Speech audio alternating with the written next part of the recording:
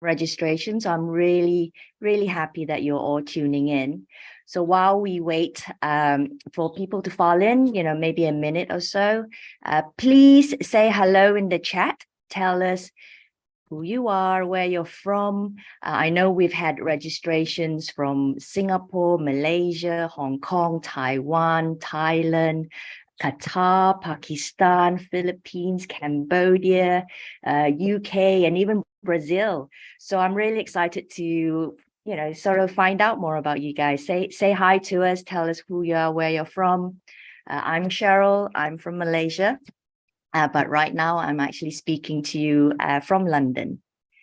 And if you would like to turn on the caption to your preferred language, we have that option, so you can do that. It's a little bit like subtitles. But if the translation makes you laugh, then, hopefully that's another thing that has cheered you up today. But honestly, we would appreciate the feedback as well. So if you can either see the caption button at the bottom of the Zoom screen, or click on the three dots, and then you will see caption on the list. You can select that and then select the language that you want. Okay, we've got a really packed hour, so I think, let's just officially get started. So hi, everyone. Welcome to the Giving Tuesday, the Power of Generosity webinar, organized by us in the Asia Pacific and Middle East region, with a lot of help from Cherise and Kate from the Giving Tuesday global team as well. And we are absolutely delighted that you can all make it today. And this session is also being broadcasted live on the Giving Tuesday YouTube channel as well. So like I said, I'm Cheryl. I'm the Giving Tuesday lead in Malaysia, and I'm also the CEO of Simply Giving, and I'll be emceeing the session today. So today, what we really want to talk about is the power of our collective generosity.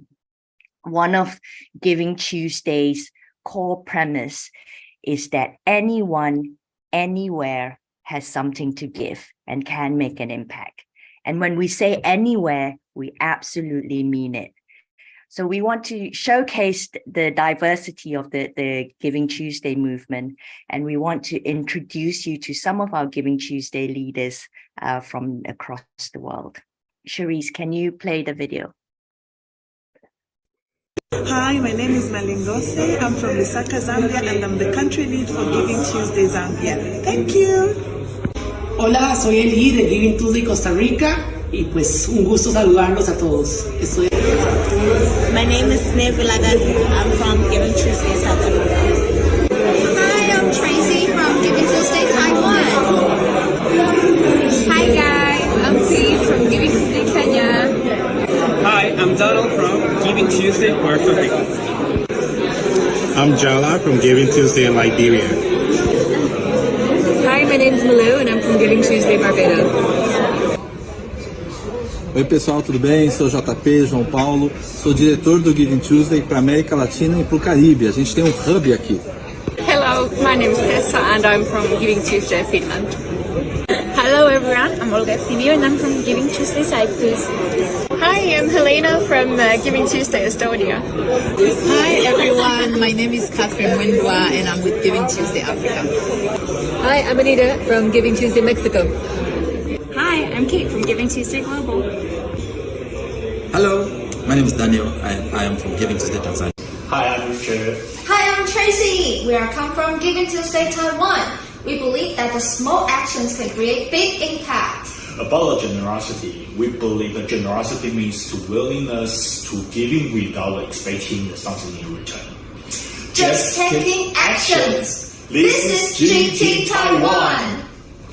Hi, this is Shakil Ajad Molon from Giving Tuesday Bangladesh. Generosity is one of the main components of person's human qualities. Human values are meaningless if no one has them. I am trying to spread it among people of all walks of life through the Giving Tuesday movement with the Bangladesh team. Thank you. Hi, Hi, my name is Chloe Lorenzana from Giving Tuesday Philippines. Generosity to me is humanity in action because our world is all about us, it's for us, and we all have the power to make it a kinder world. Hi, I'm Cheryl and I'm from Giving Tuesday in Malaysia. Generosity means to me kindness in action. Everyone can afford it. There are no barriers. And together, it gives us the power to change the world. Okay, great. So that actually brings us quite nicely to our first speaker, Kate Sheridan, who's the Global Director of Giving Tuesday. So Kate has been with Giving Tuesday since it first started in 2012. And she's absolutely instrumental in building and growing this Giving Tuesday leadership network across the world with over 90 countries. And she is pretty much one of the reasons why our faces were on that video. So Kate, it's perfect that you're here to talk to us about the Giving Tuesday movement. Thank you. Thanks so much, Cheryl. And that video just, I couldn't stop smiling just seeing all the faces of just some of the many amazing leaders around the world. Hi, everyone. As Cheryl said, I'm Kate. I'm the Senior Director of Global at Giving Tuesday, and I support all the leaders who are developing their own strategies in their countries and in their communities around the world for Giving Tuesday. And I'm based in Hong Kong, so also in the region, and I'm extra thrilled to see this group get together and to see all the growth and energy that's coming to Asia and also the Middle East. I'm going to share my screen just quickly, and I'll run through a few slides just to share a bit about the history of Giving Tuesday, but also what we're seeing happen this year. You know, we have still time to plan, and I'll just share with you some of the highlights from around the world. So Giving Tuesday, going back in history, it started in 2012 with a very simple idea. It was in the US at that time, and we have Thanksgiving, Black Friday, Cyber Monday, days that are about eating as much as you can, shopping as much as you can, consuming. And so the idea was, what if we used that kind of energy to get people to do good? And that's where Giving Tuesday was born. So a really, really simple idea. It has since far grown beyond that narrative and really is a day that takes place where all around the world, all different causes, all different people from all different backgrounds and cultures come together because they're all sharing in this, taking action, this act of generosity. And, you know, when we talk about Giving Tuesday, we often talk about it like a marriage. You know, you have your anniversary, your special day a year where maybe you do something a bit extra to, you know, show appreciation and love to your partner. Giving Tuesday's anniversary is on a Tuesday. This year it's November 28th. But, you know, even though we have that special day, we also see Giving Tuesday practiced and celebrated and used every single day of the year by people all around the world who are using it to celebrate generosity and promote giving in many, many different ways. And so it really is more than just a day. It's a movement, and it's open for all different kinds of people, organizations. Anyone can get involved. Cheryl said in the video very clearly, you know, there's no cost to do this. We believe anyone can participate, and we see businesses, NGOs, community centers, students, and so many people, again, from so many different cultures and backgrounds and causes, all sharing ideas and participating in generosity together. And it's through that, you know, freedom and creativity that we've really been able to see Giving Tuesday grow all over the world. You know, as I said, it started in the US, but it did not stay in the US. It very, very quickly went to other places, which are, you know, adapting Giving Tuesday, making it their own, translating it, making it make sense for the culture, the traditions, and the context of countries all over the world. So it looks and feels different in every place. We're almost getting close to 100 countries this year, and a lot of those are coming in from Asia and the Middle East. So we're especially excited to see growth from those places. And the people who are leading these campaigns. Many you met in that video, others you'll meet on today's call. These are our hand raisers. And they're people who take the idea of Giving Tuesday and say, no, this is a good idea. I'd love to take this, create my own campaign, help encourage others get involved, and make it resonate with my local community. So they can happen at a country level, at a city level, at a community level, in schools. Really, everyone on this call is and can be a hand raiser. And they can come from any part of society. They're not necessarily from NGOs. Some of our hand raisers work at marketing agencies, others at giving platforms. Some are students. Some do this in addition to their day job. Some are personal trainers. There's no profile or requirement to lead a campaign. The only thing we ask is that you believe in Giving Tuesday and you see the potential of its ability to change the culture and to promote generosity where you live and work. And this is really the movement model. So this is how Giving Tuesday has continued to grow. And, you know, if we take an example like one country leader, so if we take our country leader in Mexico, for example, you know, she promoted Giving Tuesday and reached out and was able to get participation from people in cities throughout Mexico, who then brought it to their communities. And they were able to reach NGOs and small businesses and students, who then brought it to their communities, who brought it to their volunteers and their donors, who brought it to their families and their neighborhoods. And that's really how Giving Tuesday has grown. It only takes one to inspire. And that's really the beauty and the amazing ability of this movement to move. And that leads to big results. I won't spend a long time on this slide, but this is just a snapshot of the impact of Giving Tuesday, the anniversary day, last year. And this is in the US alone. We have a data team who's incredible. Ideally, we get snapshots of this for every country and region in the world. We are working towards that. But right now, the most complete picture we have is in the US. But we saw over $3.1 billion donated on the day last year. And you know, these aren't from the billionaires of the world. This is from everyday people coming out and giving. And it's from nonprofits encouraging people to donate, and companies getting their employees to volunteer towards the volunteer hours. And again, so many different acts of generosity, not just fundraising. And, you know, just a quick side on our data team, you know, we're taking and we're watching everything that's happening all over the world, and we're measuring it. We want to understand generosity, how it works, what it looks like, and how we can celebrate it, especially in different places, because it is different. And then use that information to share and to inform and to help, you know, all different kinds of organizations have more impact in whatever way is meaningful to them. So we're constantly sharing, and everything that you do helps inspire this work. So some things that are happening this year that's driving this even farther is we're seeing a lot of cause coalitions and campaigns, and these are exciting. There's lots of opportunity here, a real space to get creative. This is when people with shared identities or causes come together on a campaign. So Giving Zoo Day is a great example.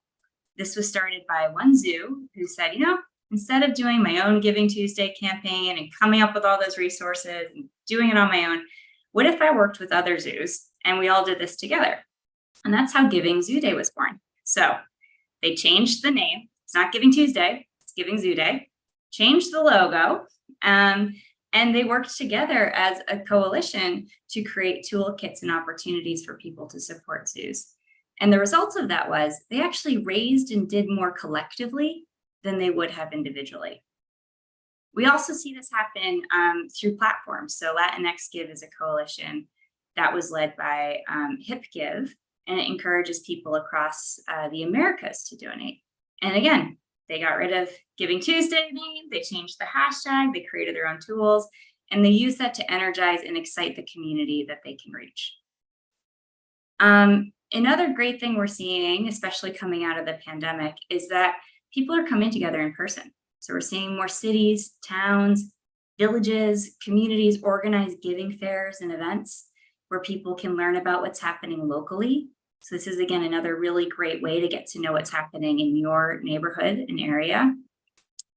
And we're seeing more young people get involved. So I know we'll hear from some people later, but our Spark movement, our youth engagement, is starting to drive whole new levels of energy and giving to the movement. It's not just about helping kids and young people learn about philanthropy. It's actually them teaching us what's powerful and impactful and us learning from them. And so this is something that's really exciting and that's very popular actually in APAC in particular.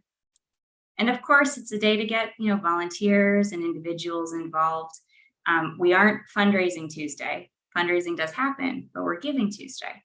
So it's all types of giving and acts of generosity, especially the non-monetary. That's important.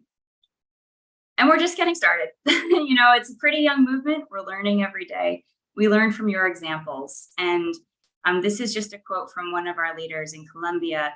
It's really, collectively what we're building is adding up to incredible impact that's having, influence on how organizations work together and people come together all over the world. And so it's a really exciting moment that, everyone can contribute to Giving Tuesday.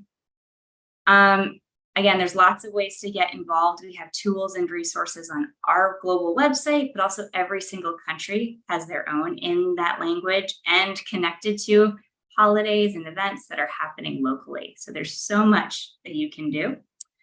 And if I were to emphasize anything, it's just be creative. We've learned that 82% of organizations on Giving Tuesday do something new. It's an extra day for you to figure out a way to engage your communities, to share what you care about, and to participate. And you can take what you learn from doing that and apply it to other campaigns and activities throughout the year. Again, I highly recommend you check out the toolkits, reports, and resources. And if you have questions or anything, you can put them in the chat, but I do know we have some speakers who are going to share even more insights and ideas. So thank you all. You can always reach out to me. Again, I'm just in Hong Kong, and I'm just thrilled to be here. So thank you all for all that you're doing and will continue to do.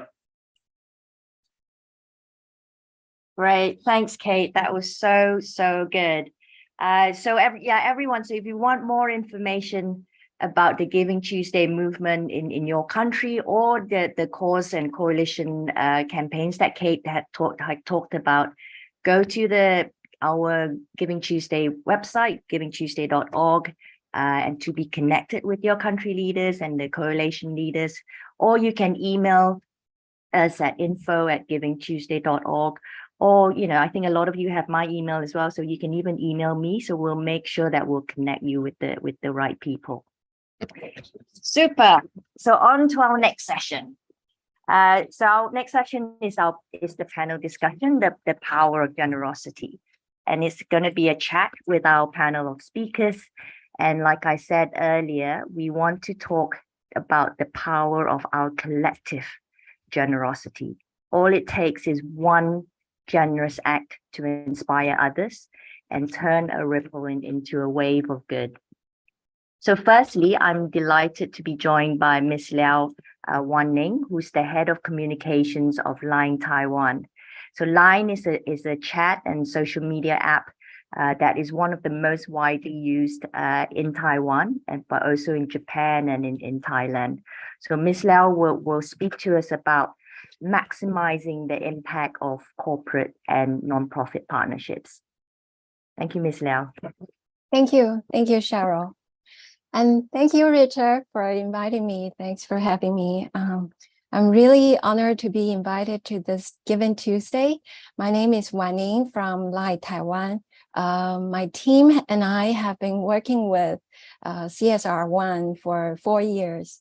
Our partnership first started from how a private sector can address fake news and the related social issues.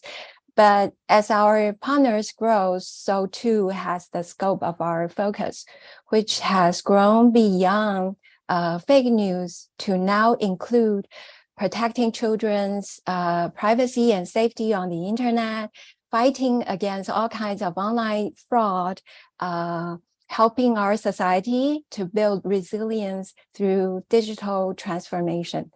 But before I start to talk about digital governance and digital transformation, I'd like to give you a little bit more background online, the messaging app and the company itself.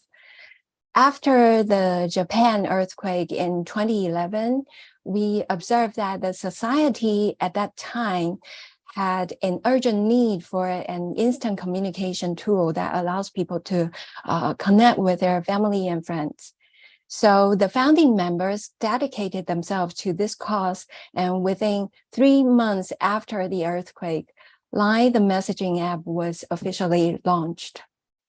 After its launch in Japan, the messaging app quickly spread to the neighboring countries, including Taiwan. Later, Taiwan developed into the most mature market that sees the highest market penetration rate and user engagement. Out of Taiwan's 23 million population, Line has a user base of over 21 million. And the average daily time spent, average daily time spent is over 1 hour. So as Line introduces more and more digital services that deeply penetrate into the everyday lives of our users, this platform exerts more and more influence on the society and shoulder higher and higher expectations from the society. I remember someone once said, when you invent a new technique, you uncover a new class of responsibilities. And that's where we are. So the question is, how can we create positive impact to the physical society from the online world? When Taiwan faces with challenges like declining birth rates and aging society, economic disruptions during the pandemic, and economic downturn during the interest rate hikes, what can we do to make Taiwan a truly resilient and sustainable society? And that will bring me to my sharing, digital governance and promoting digital transformation for the public welfare sector. Let's talk about digital governance first. Taiwan is one of the hardest hit countries in the world by misinformation and disinformation, and I'm sure you all agree with me on that. And due to geopolitics, Taiwan also faces serious cyber attacks. So digital governance has become very critical for us in Taiwan. We tackle these challenges through technology, through digital tools, and various educational campaigns. To counter fake news, we developed Line Fact Checker, which is a digital tool that allows users to report suspicious messages they receive online.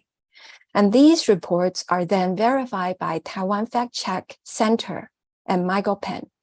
These are the two partners that we work with, and they are internationally certified, recognized fact-checking organizations. On the other hand, we also collaborate with NGOs to develop online educational materials, courses, and games to nurture the critical thinking skills of our next generation. And over the past 3 to 4 years, we have partnered with these organizations to pull together more than 40 online and offline events, engaging over 1.33 million participants. We want to enhance the media literacy and digital literacy of the entire society to increase immunity to misinformation and disinformation. Another story I like to share about is facilitating digital transformation for public welfare. We want to assist the NPOs and social welfare organizations to use digital tools for better communication with their audiences on fundraising, on blood donation, on collecting supplies, and on disseminating accurate information. For example, We work with social welfare organizations to advocate for social issues using line stickers. This year, in response to the Me Too movement in Taiwan, we partner with Taiwan Gender Equity Education Association to promote emotional education and to foster positive communication skills. Another example is the public welfare account. In 2014, Taiwan experienced a shocking case where a police officer was swarmed and killed by a group of people. In this case, unfortunately, Line was the tool they used to call others together. We were truly upset upon hearing this news. And back then in 2014, the company just started its operation in Taiwan. We only had a very small team on the ground. Despite that, we wanted to guide our users to the positive side of community mobilization to help Taiwan society. In line with that idea, we contacted Taiwan Blood Services Foundation. We knocked on their door and said we wanted to initiate a public welfare account. This account, launched in 2016, allows blood donation campaigns to target specific regions and cities and specific blood types. This account remains the only digital tool that embeds in a messaging app among all the global blood donation organizations. In 2020, we worked with Taiwan Blood Services Foundation to launch 5 blood mobiles to attract young generation to participate in blood donation. These blood mobiles carry out over 2,000 missions within 2.5 years during the pandemic and collected nearly 290,000 bags of blood. As for the account, up until today, 37% of its followers are below 33 years old. When Taiwan's population rapidly ages, we hope to continue using this account to address the blood supply gap issue and to engage more and more young people in blood donation. So that would bring me to my conclusion. With over 90% of Taiwan's population using Line, people's everyday life is closely tied to this digital platform. People here have a very high acceptance of new technologies, and this allows us to realize many experimental ideas in innovative services. So we will continue to establish close partnership with various sectors, leverage our brand influence, and create more positive social impact to help make Taiwan even better. And again, thank you for inviting me to share in today's panel. I hope you have a fruitful discussion. Thank you, Cheryl. Thank you, Ms. Liao. That was so interesting. And so it's just so interesting to hear your perspective on this and so what a powerful base that Line has and can exert this positive influence, helping your non-profit partners amplify their messages, which they would otherwise not reach. And like you said, with great power comes great responsibility. And I'm just really happy to hear, what you've bbeen doing so far. So thank you so much for joining us. My pleasure. Thank you. Okay, so now we're on to our next panelists, our speakers. So we've actually purposefully picked a diverse group because we wanted to emphasize that anyone, anywhere can make a difference and has something to give. So I'm going to ask each of our panelists to briefly introduce themselves and to tell us a bit about their Giving Tuesday activity or campaign that they are currently leading. So Sean, we'll start with you. Hi, my name is Sean. I'd just like to say thank you for having me, Auntie Cheryl. I'm 16 years old and I'm half English and Indonesian, and I currently go to school in Thailand. My brother and I have created our Goals for Trash project, which enables us to play football whilst also playing our part in helping the environment, as we believe that everyone should play a part in protecting our planet, no matter how big or how small it can be. Our Goals for Trash campaign is lasting 5 months, where we'll be participating in numerous football tournaments for our football team BISP Cruzeiro in Thailand. And every time our team scores one goal, we will convert that goal into 1 kg of trash picked up. Currently, me and my brother have picked up 17 kilograms of trash, but we are eager to help pick up more. Awesome. I heard that you've scored or both of you collect, apart from the 17 goals that was scored before, and you've done that picking up, but you've got another 28 goals that's been bagged. So that's another 28 kilos of trash to be picked. Yeah. So we will do fantastic. that soon. Yeah. So next we'll, by the way, I love that you called me Auntie Cheryl. So next we'll go to Dr. Harvey from Child Hope Foundation. Hello, thank you, Cheryl. Thank you for the invite to join this webinar for Giving Tuesday. I'm Dr. Harvey Carpio from the Executive Director of Child Hope Philippines Foundation Incorporated. We are an NGO working to promote the rights and welfare of children in street situations, street-connected youth, and their families here in Metro Manila and the Philippines. We work to provide different opportunities in education, social welfare initiatives, primary healthcare services, and skills development activities.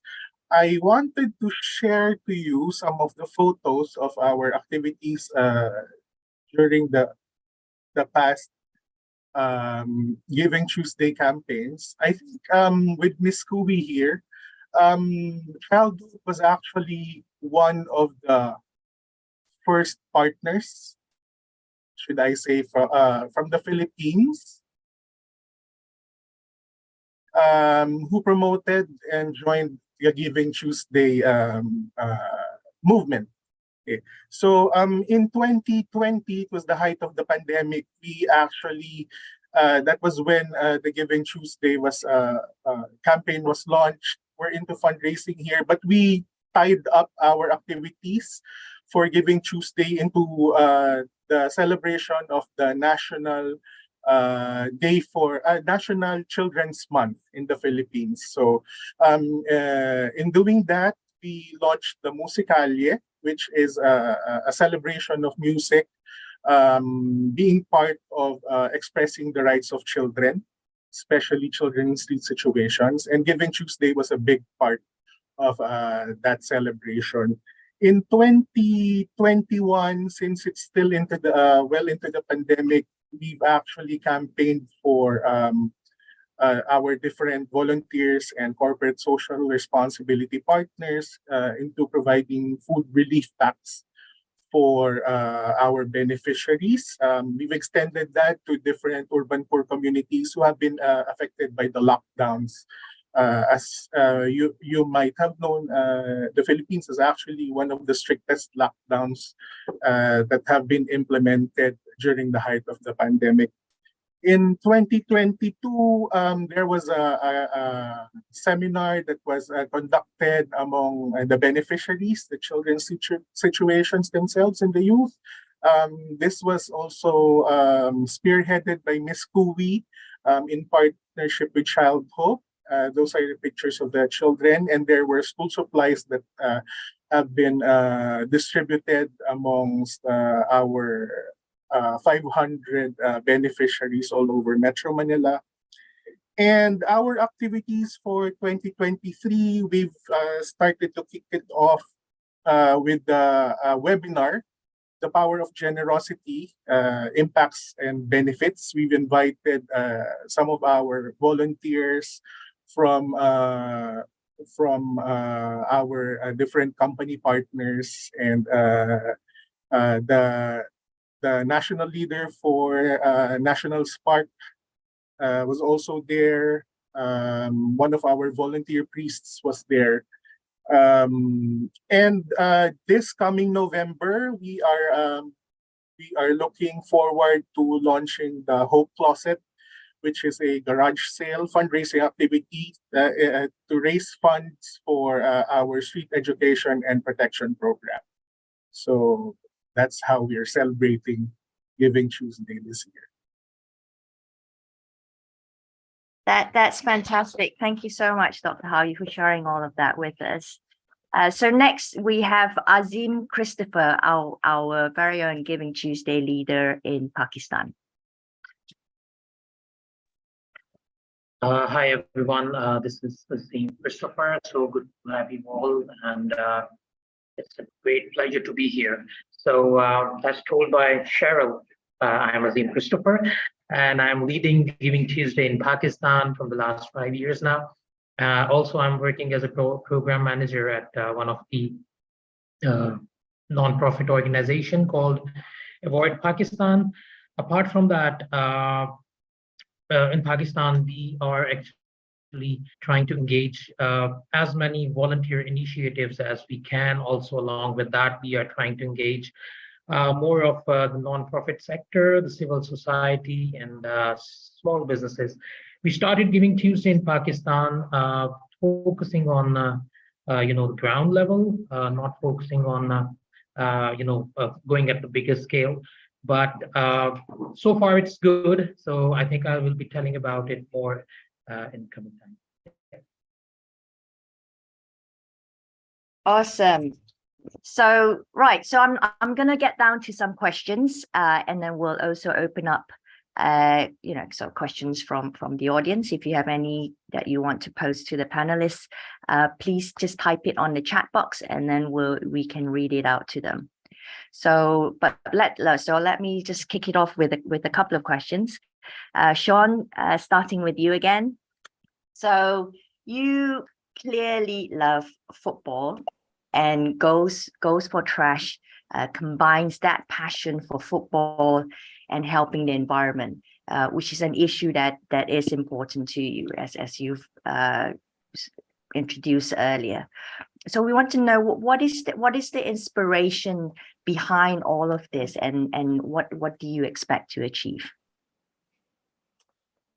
Well, football has always been a really big passion of mine throughout my life, and being able to incorporate like some sort of charity work into something I love just enhances my enjoyment, as I know I'm doing it for a very good cause. Generosity interspersed with school has been my main source of inspiration for my Goals for Trash project, as universities, especially in the USA, they take a lot of interest into how you contribute to society and how you can help benefit their school, which can help my application stand out over other students when I have to submit that. Recently, I've been introduced to the IB program, and it consists of some coursework called CAS, which involves some service that towards the community needed to actually pass the IB program. Great. I mean, I love that you've incorporated some strategic and sort of long-term thinking in what you want to do, and how sort of Goals for Trash is progressing. But you're 16, but raising funds and helping others is not new to you. I remember your first campaign on Simply Giving was when you were 10. So to maybe tell the audience what you've done in the past, both for you and your brother Sebastian. Yeah, we both have past campaigns of charity that we've carried out individually. So this is the first time that me and my brother Sebastian are collaborating on charity work together. The first ever time I raised funds was when I was 10, and was where I sacrificed my birthday gifts at a birthday party to raise money for a boy who was a couple years older than me, to enable him to pay to go to school. So I think I raised more than 3,000 ringgit for him, which allowed him to enroll in the school he desired. My brother took a different approach to the whole charity thing, and he decided to incorporate his swimming to help raise funds. So his campaign was to swim 100 km in like 3 months to donate to children at an organization named Yayasan Chowkit, where he raised 5,000 ringgit for them. Awesome. I think your brother chose that charity because he was also reading to the kids, right? Like during some of the weekends or holiday time, he was there to read storybooks for the kids at the home. So he wanted to sort of continue that cycle of doing good I think and he impacting them. grew a strong connection with them as well. Yeah. So he wanted to help them out even more. Yeah. And what I love about this is just that consistency that you both have shown, and this will continue in your adulthood, and you're sort of thinking far ahead as well, and that's sort of what being a role model is about. And like Kate said earlier, there's a Giving Tuesday Spark group that brings together kids and youth from around the world to get involved. So that's just great. And I'm sure that when you first started, you probably did it because your parents thought it was a good idea. I know I got Naya, my daughter, to fundraise for her first, second, and third birthday because she didn't know any better. But sacrificing your birthday for birthday presents is actually, yeah, it's a sacrifice. So, but Sean, what do you think you've learned, now that you're older, what do you think you've learned out of your fundraising and volunteering experiences? And what has surprised you the most? Overall, I've learned quite a few things participating in this charity work. However, the one that stands out to me the most is how much people actually appreciate you giving back to society. Like when I was 10 years old and I was helping that boy go to school, we went out for lunch together, me, him, my mom and his mom. And I couldn't help but notice the constant smile on his face throughout our interactions. Like, even though I was still a very innocent and small boy, the large smile drawn on his face managed to fill me up with joy and as well as satisfaction. And is a feeling that I want to keep returning, That's great. That's kind of given me a bit of goosebumps already. Thanks, Sean. So we'll move on now to Dr. Harvey.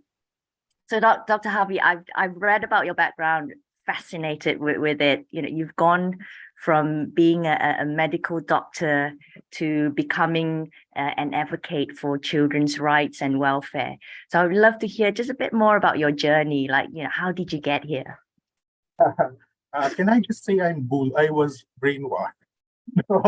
So you were brainwashed by my mentors. Brainwashed, okay. Was it like the good really kind of brainwashing? Yeah. But kidding aside, I owe it to my mentors way back in medical school.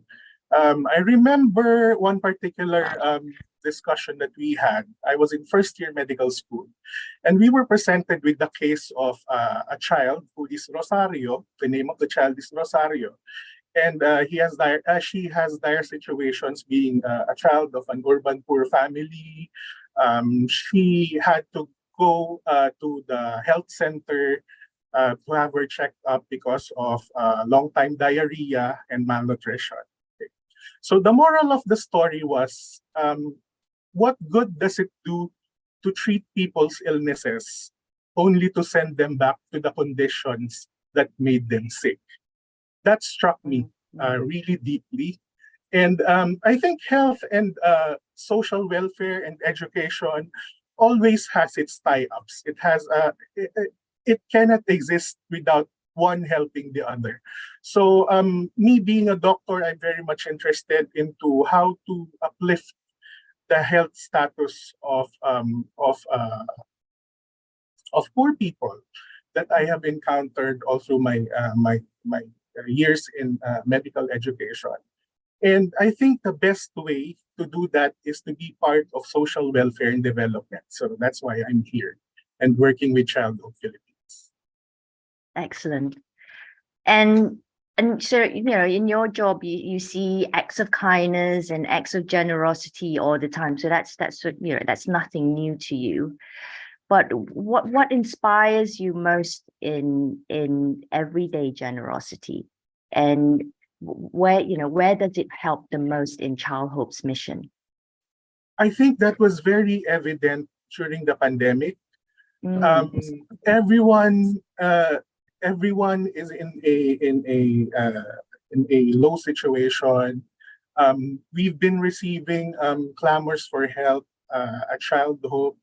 And there are people who really wanted to help out. They just didn't know how, especially with the lockdowns and everything that has been happening.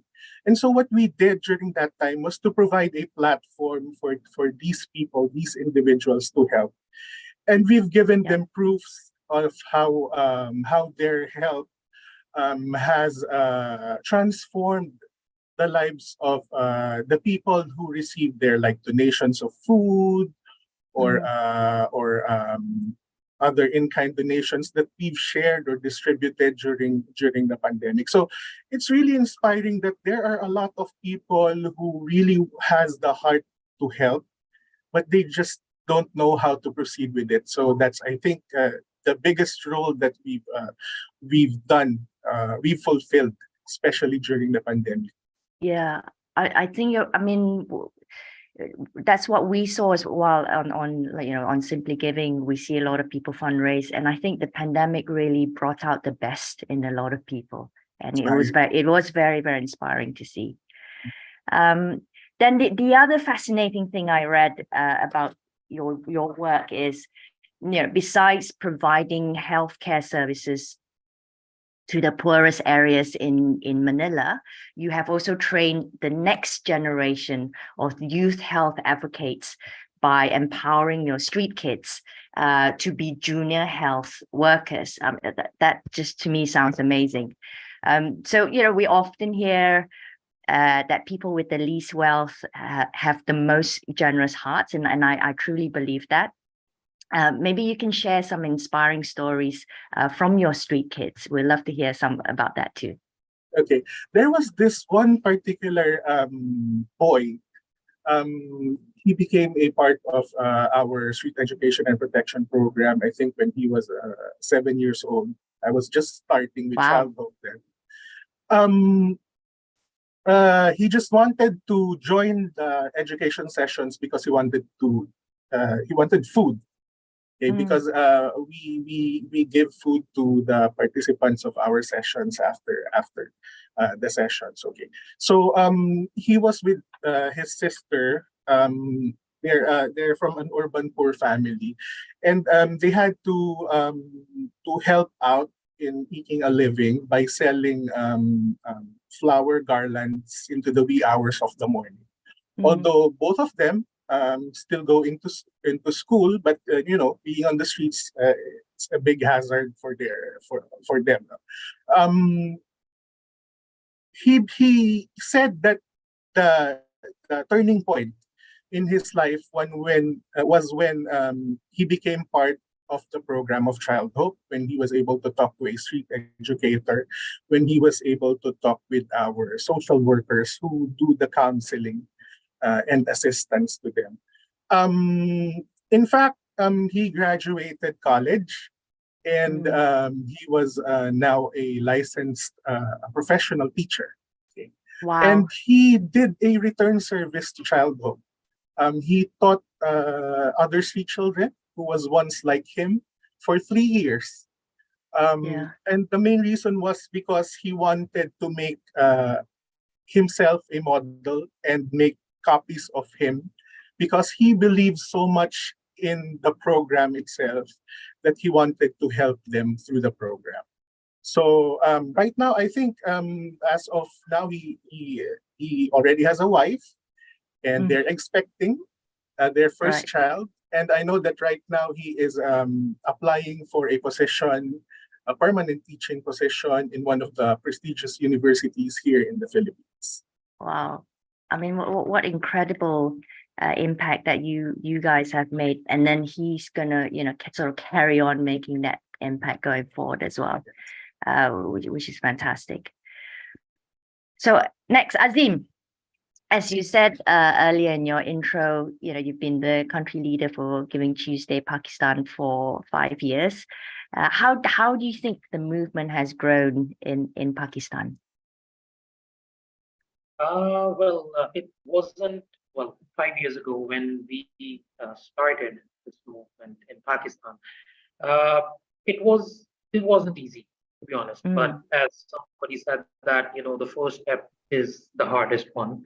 So for us, it was just like that, because we thought that, okay, we should be doing things, engaging more of people working at the local level. We started engaging with the people, with the volunteers, with the like-minded people, those who can, you know, just grow this idea into their own circles. And, you know, so this is how we started 5 years back. And then from those engagements, we came to know about, you know, the people, organizations, the volunteer organizations who at some point are working in their own capacity, but many people didn't know about what kind of work they're doing. So we thought of, you know, kind of a network, a coordination network, where we wanted many of the organizations, you know, working at the student level, working in the other capacities, to come together and start sharing their work and how they are spreading the generosity among their circles. So, I mean, through this, we got to know that, okay, there was a lot of giving which was going on in Pakistan, but though we do have some restricted channels, we don't have much of the online giving, we don't have the recorded giving, you know. So it was really hard to trace out that, you know, but Pakistan as a general is a giving nation, and with 64% of the people, I mean the population, it is the youth basically, you know, which is under 30 years. So we have like a big population to which we can focus on while we, you know, we think of, you know, moving this movement. Yes, that's great that you've tapped onto the youth network to become your hand raisers. Yeah, that's really good. And then, you know, we always know that generosity works both ways, both to the receiver as well as the giver. And we would love to just hear, do you have any stories to share on how your ambassadors or your youth have been impacted by their act of giving? Well, yes. I mean, we, like, as a network, because we do have like nearly 200 ambassadors on our panel, and they belong to it's amazing. So it's like a big number, and this year we focus to have 100 more before the Giving Tuesday. So I mean, at some point, you know, there is always everybody gets from when they give. In case of this networking, you know, many of the organizations, they got to know about, you know, the other organizations which are working in the same capacity and with some resources. So the resources were shared. Also, you know, there were like many ambassadors who, I mean, they were a bit hesitant to lead their own initiatives, but at some point they were very much willing to be the part of, you know, some other initiatives. So we actually engaged them, okay, because there were like many people who wanted to be the part of the blood donation initiative. So we actually looked for you know, the blood donation initiatives who were part of our you know, network. So we engaged them, and also they were like initiatives which were working on climate action, you know, on you know, the social well-being of the people. So in this way, we engaged, you know, people in such a way that they are now the part of, you know, the campaign. Awesome. So yeah, make sure you find out what they like, right? Find out what they're interested in and then engage them that way. I mean, that makes perfect sense. So I think do we have any questions from the audience? If not, then I'm just gonna wrap this up and get all the panelists to quickly last question. So what does generosity mean to you? Or any advice on what is that just one thing that we can do to make a world of difference. So we'll start with Dr. Harvey. That just one thing, I think it's compassion. Because yes. compassion is feeling the needs of other people and having that urge to act on it. Okay. So I think that is the yes. best. Yeah, definitely. Sean. I think that just one thing that people can do is just recycle and dispose your rubbish properly. Because after I've been around picking up trash, I've actually seen like how much trash there actually is. Like hidden in the bushes and just scattered along the pavements and even like in between grass roots. So it doesn't really make the environment look appealing at all. So it's just better if you throw it away properly. Great advice. And Azim.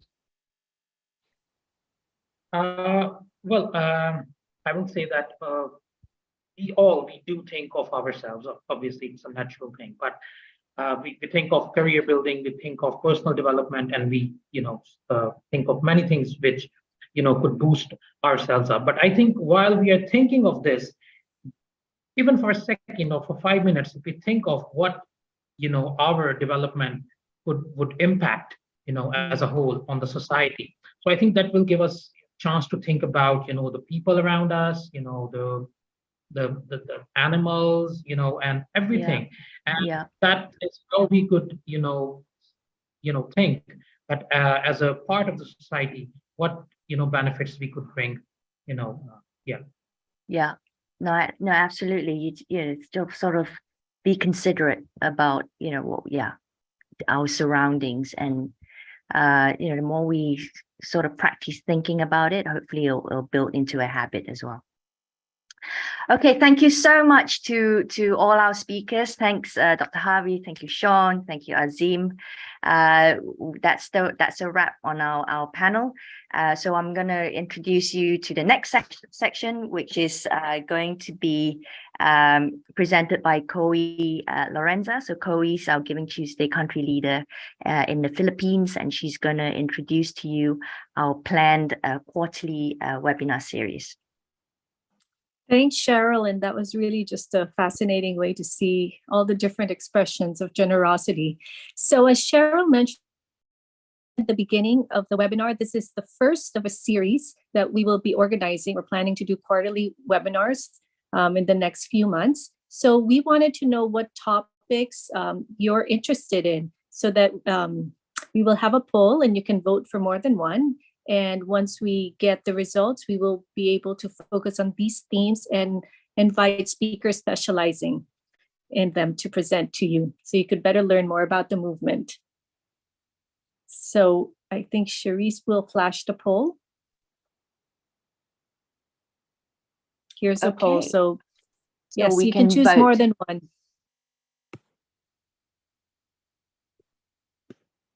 Okay, I'm not sure if the poll is visible to people on YouTube. If it's not, then I'm just going to read them out, like the topics that we, if you feel these are the topics that are important to you, just type it on the comment box, and we'll also take that into account.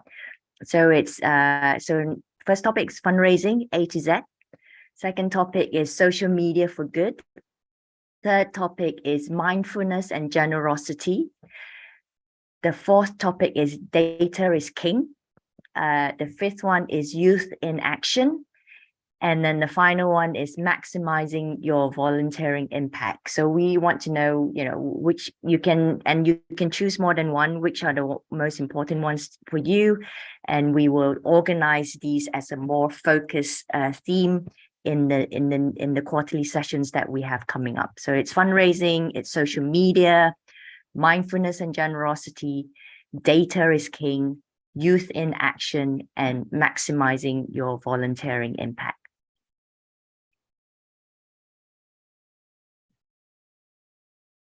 They're all kind of closely important, so we might have to do them all, which is great, which is interesting, and we'll look forward to, like Chloe said, invite the specialist speakers to speak in each of these themes as well.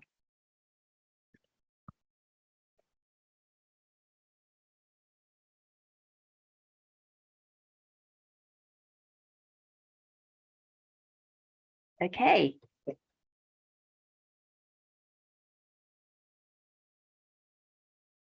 Okay, well, lots on social media, Chloe. I think that seems to be very important. Yeah, definitely fundraising we knew would be of interest.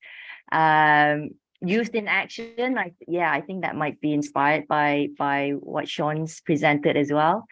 And then mindfulness and generosity, and then maximizing your volunteering impact. So I think those will be the subjects that we will start to organize in our series coming up. So it'll be on a quarterly basis, starting at the beginning of next year. Awesome. I think we're already at 5 o'clock. We actually had a sharing session that we wanted to do with the audience on what generosity means to you. But just feel free to put it on the chat box. But actually, but that sort of concludes our session. Thank you to everyone for joining us today. You've given up your time to be with us, and to us that is generosity. So like I said, we'll be emailing you on the webinar series with the focus themes that you've helped us to select. And thank you all again, and thank you to our speakers. Before we end, we would like to play you this parting video. And please get in touch with us if you want to be part of the Giving Tuesday movement in your country. And we'll love to hear from you. Your feedback is important to us. So Cherise, let's play the video.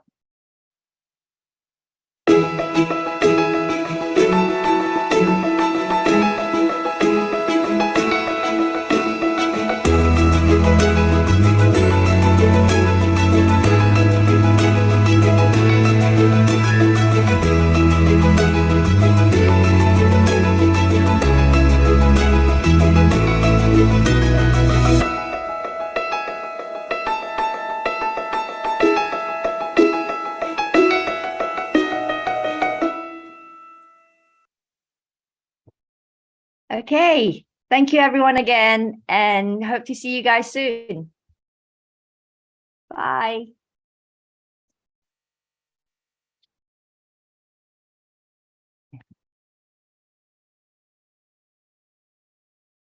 Thanks to all the speakers. Thanks for your time. Thanks for your contribution. Really, really appreciate it. Thanks, Cheryl. Great emceeing. Yeah. Thank you. Thank you. Bye.